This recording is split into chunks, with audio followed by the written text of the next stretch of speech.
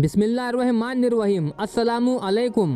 प्यारे दोस्तों, एक बार का वाकया है कि एक बादशाह के दिल में ये ख्याल आया कि कितना अच्छा हो अगर मुझे ये मालूम हो जाया करे कि सही काम करने का सही वक्त क्या है, वो लोग कौन हैं जिनकी मुझे सख्त ज़रूरत है और वो कौन से मामलात हैं जिन पर फौरी तवज्जो देनी चाहिए।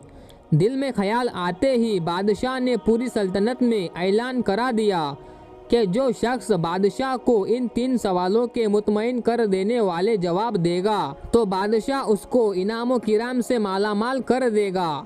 सल्तनत के बड़े बड़े आलिमो फाजिल, शायरो अदीब, फ़लसफ़ी और ज़हीन और अक्लमंद लोग बादशाह की खिदमत में अपने अपने जवाब लेकर हाजिर हुए, लेकिन कोई भी शख्स बादशाह को अपने जवाबात से मुतमईन ना कर सका। आखिरकार बादशाह ने तय किया कि वो उस बुजुर्ग दरवेश की खिदमत में हाजिरी देगा जो एक सुनसान जंगल में रहते हैं और सिर्फ आम आदमियों से ही मुलाकात करता है। बादशाह ने उस दरवेश से मुलाकात करने की गरज से आम आदमियों वाले कपड़े पहने और उसकी मामूली सी झोपड़ी से कुछ दूर ही अपने घोड़े से उतर पड़ा और अपने सिपाहियों को छोड़कर उससे मिलने के लिए अकेले ही चल दिया।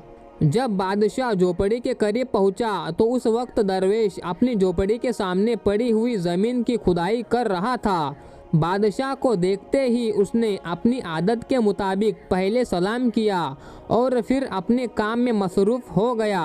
बादशाह ने दरवेश की खिदमत में बड़े अदब से अर्ज किया, ऐ बुजुर्ग दरवेश, मैं आपके पास अपने 3 सवालों के जवाब लेने आया हूँ और वो ये है, नंबर 1, सही काम करने का सही वक्त क्या है। नंबर 2, वो कौन लोग हैं जिनके मुझे बहुत सख्त ज़रूरत है। नंबर 3, और वो कौन से मामलात हैं जिन पर फौरी तवज्जो देनी चाहिए। दरवेश ने बादशाह के तीनों सवाल बहुत गौर से सुने, लेकिन कोई जवाब नहीं दिया और फिर ज़मीन खोदना शुरू कर दी। आप थक गए होंगे, लाइए फावड़ा मुझे दीजिए, आप आराम करें, आपका काम कुछ देर के लिए मैं करता हूँ। बादशाह ने दरवेश से फावड़ा लेते हुए कहा, शुक्रिया। दरवेश ने ये कहकर फावड़ा बादशाह को दिया और खुद ज़मीन पर बैठ गया। जब बादशाह 2 क्यारियाँ खोद चुका तो उसने अपने सवालात दोहराए, लेकिन दरवेश ने फिर भी कोई जवाब ना दिया, बल्कि वो उठ खड़ा हुआ और बादशाह से फावड़ा लेने के लिए अपना हाथ बढ़ाते हुए सिर्फ इतना कहा कि अब तुम घड़ी भर आराम करो और मुझे थोड़ा काम करने दो। लेकिन बादशाह ने दरवेश का फावड़ा नहीं दिया और ज़मीन की खुदाई करता रहा। इस तरह वक्त गुजरता गया। धीरे धीरे शाम हो गई। बादशाह ने ज़मीन पर आखिरी फावड़ा मारते हुए कहा, बुजुर्ग दरवेश, मैं आपके पास अपने 3 सवालों के जवाब लेने आया था।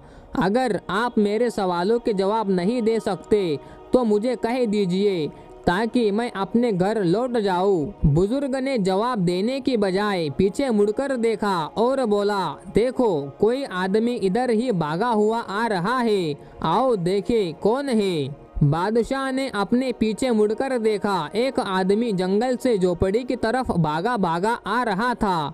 वो शख्स अपने हाथों से अपना पेट दबाए हुए है और खून उसके हाथों के नीचे से बह रहा है। झोपड़ी के करीब आकर वो शख्स कराहता हुआ बादशाह के पास आया और ज़मीन पर गिरकर बेहोश हो गया। बादशाह और दरवेश ने उस आदमी के जख्म को गौर से देखा। उसके पेट पर बड़ा सा जख्म था। बादशाह ने जहां तक हो सका उसके जख्म को अच्छी तरह साफ किया और उस पर अपने रुमाल और दरवेश के अंगोछे से पट्टी बांधी। बड़ी मुश्किल से उसका खून बंद हुआ। अब सूरज डूब चुका था, ठंडक भी भर चली थी, इसलिए बादशाह ने दरवेश की मदद से जख्मी को झोपड़ी के अंदर पहुंचा दिया और उसे चारपाई पर लेटा दिया। कुछ देर के बाद जख्मी शख्स सो गया। बादशाह भी दिन भर की दौड़ धूप और काम की वजह से इतना थक गया था कि वो भी दहलीज पर ही सो गया। सुबह जब बादशाह की आंख खुली तो उसने देखा कि चारपाई पर पड़ा हुआ जख्मी अपनी चमकती हुई आंखों से उसे तकतकी बांधे देख रहा था। मुझे माफ़ कर दीजिए मेरे आका, उस जख्मी ने बादशाह से इल्तिजा की। मैं तुमको नहीं जानता, और जब जानता नहीं तो माफ़ करने या ना करने का सवाल ही पैदा नहीं होता। बादशाह ने जवाबन कहा, मैं आपका दुश्मन हूँ। आपने मेरे भाई का कत्ल कर दिया था और उसकी जायदाद जब्त कर ली थी। मैंने अहद किया था कि मैं आपको कत्ल कर दूंगा। आज जब मुझे मालूम हुआ कि आप दरवेश से मिलने के लिए अकेले आए हैं, तो मैंने तय किया कि जब आप वापस लौटेंगे तो मैं आपको रास्ते में ही कत्ल कर दूंगा। लेकिन पूरा दिन गुजर गया, आप वापस नहीं आए। मैं जब पता लगाने के लिए अपने ठिकाने से बाहर आया तो आपके सिपाहियों ने मुझे देख लिया। उन्होंने मुझे पहचान लिया और मुझे जख्मी कर दिया। मैं उनसे बचकर भाग निकला, लेकिन आप मेरे जख्मों पर पट्टी ना बांधते तो खून ज़्यादा निकल जाने की वजह से मैं मर जाता। मैंने आपको कत्ल करना चाहा, लेकिन आपने मेरी जान बचा ली। अब अगर मैं जिंदा रहा तो मैं सारी उम्र गुलाम बनकर आपकी खिदमत करता रहूँगा। मुझे माफ़ कर दीजिए। बादशाह दुश्मन से इतनी आसानी से सुलह करके और उसे दोस्त बनाकर बहुत खुश हुआ।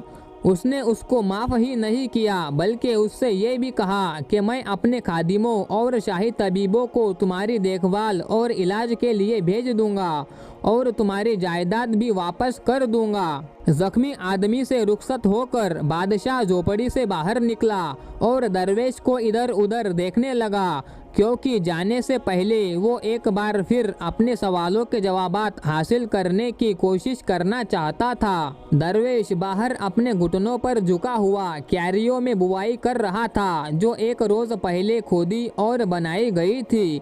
बादशाह दरवेश के पास पहुंचा और बोला, बुजुर्गवार, मैं आखिरी बार अपने सवालों के जवाब देने की दरखास्त करता हूँ।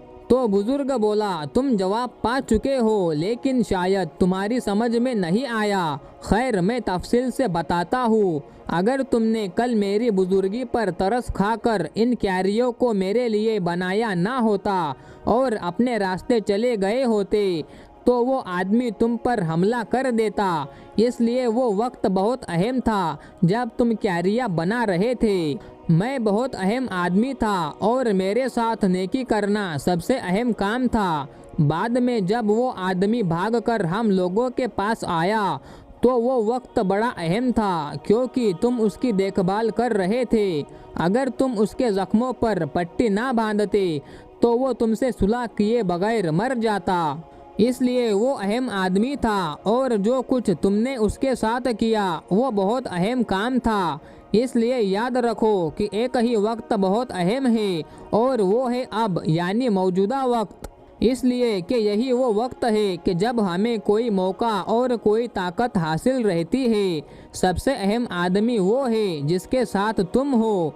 इसलिए किसी को नहीं मालूम कि फिर कभी उससे मामला पड़ेगा या नहीं। और सबसे अहम काम ये है कि उसके साथ नेकी की जाए, क्योंकि इंसान को इसी मकसद से ज़िंदगी अता हुई है। इतना कहकर वो दरवेश फिर अपने काम में मसरूफ़ हो गया। प्यारे दोस्तों, इस कहानी का लुब्बे लुबाब ये है कि अभी जो वक्त गुजर रहा है वो सही वक्त है। वही वक्त सबसे अहम है। कोई भी काम जो आप करना चाहते हो तो इसी गुजरते वक्त में करो। और वो कौन लोग हैं जिनकी आपको सख्त ज़रूरत है?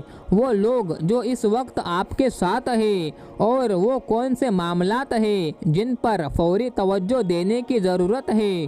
तो वो मामलात जो अभी आपको मौजूदा वक्त में दरपेश है, यानी कोई ऐसा काम जिसकी ज़रूरत मुस्तकबिल में हो, उसे बहुत पहले करने की ज़रूरत नहीं है। जो काम इस वक्त दरपेश है उस पर तवज्जो देने और उसे करने की ज़रूरत है। नाज़नीन, उम्मीद करते हैं आपको ये वीडियो पसंद आई होगी। वीडियो को लाइक कीजिए, अपने तमाम दोस्तों में शेयर कीजिए और ऐसे ही सबक आमोज़ वीडियो देखने के लिए चैनल को सब्सक्राइब ज़रूर कीजिएगा।